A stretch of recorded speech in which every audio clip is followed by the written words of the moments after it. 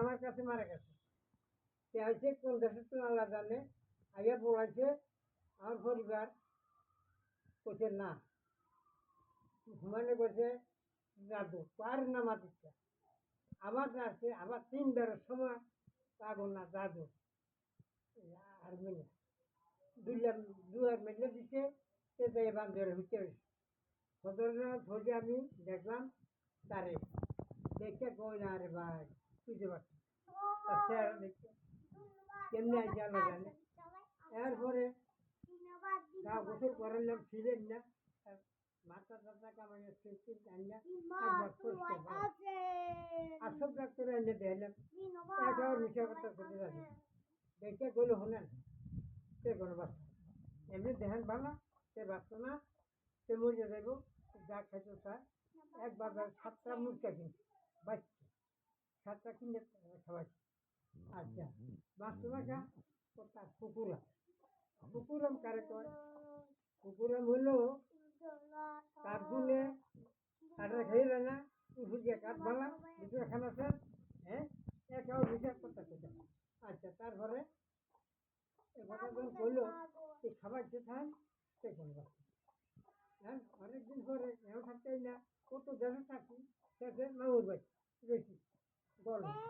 এরপরে আপনি খবর করি তার সরো সরো সরাসরি মাথা নিয়ে লাইয়া তারা রিক্সা নিয়ে মারে লিয়ে গেলাম রিক্সা নামান এই গিয়ে গাড়ি দিয়ে তুলবো তখন এবার ছেলের কথা কিছু কইছিনি। মাথা নিয়ে রেহান গেল হ্যাঁ ওনকার তখন ছেলে আছে বা কিছু আছে পরিবার আছে কিছু ছেলের কথা কিছু বলছেনি না হুমানে কোনো আরে আর মতিনে কোনো তার ছেলের কথা কইছে। এরপরে জানলাম গেলাম দেখলাম মা তার হলো দেওয়া। এরপরে হুমান দিয়া তারে আনি নেই তারপরে কত দেয় হারমের বেচা তার কোনো জায়গায় জিজ্ঞাসিনি বলে দাদা আসুতি ভালা একেবারে মিশা কথা কইতাম।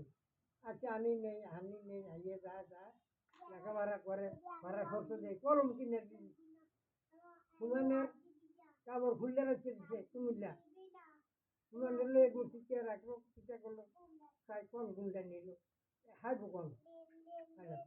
আচ্ছা যাও তারপরে মা এবার তেনা লেখাপড়া করছে বুঝা ভালো না ড্রাইভার কত গুণটায় একটা কাছে ড্রাইভার শিখলো কত লোক ড্রাইভার শিখলো। তারপরে মা কেউ আইয়া এই ড্রাইভার শিখলো ড্রাইভার শিখালো ছায় করো আমার এই করো এই ঘরটা এরপরে মা জানি বেচিয়া ও একটা তাল গাছ বেচছিল তাল গাছটা কি গাছ বেচা মা বেচে সেতে তুই যাচ্ছে দিলাম তো রানি সুপারনে 70 টাকা নিই তুই আমার কাছে আসতেছ।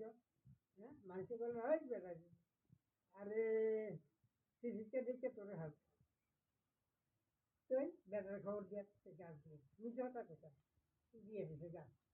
এরপরে ও না করলো সোয়া 2 ঘন্টা তোর বউর নামে দেখ তোর বউ থেকে এত মন খাওয়া নিয়েছে আর মাছ জায়গা থাকবো না থাকতাম না কিন্তু একটা সহিজা হলো তারে দিয়ে দলিল নেই এমনি মোহে তারে সোয়া 2 দিন এরপরে শিকার লইয়া আল্লাহকে দেখিয়া আমি জেলগড় থাকিয়া তে বিয়ে তো দুলার লগে যাবে না আর বিয়ে তো ঠিক আছে যাবেন নি আমি 100% সে আবার দাদা আমি তো মনে হচ্ছে আমি যাইতাম না আরে স্ত্রী বলছি আর হচ্ছে যদি আমার লোক বেমানি করতো আর খুব বাদ দিতে যায় কিন্তু আমার ভাতিজা তোর কেমন আনছি তুই জানো দুলার লাগে ও হ্যাঁ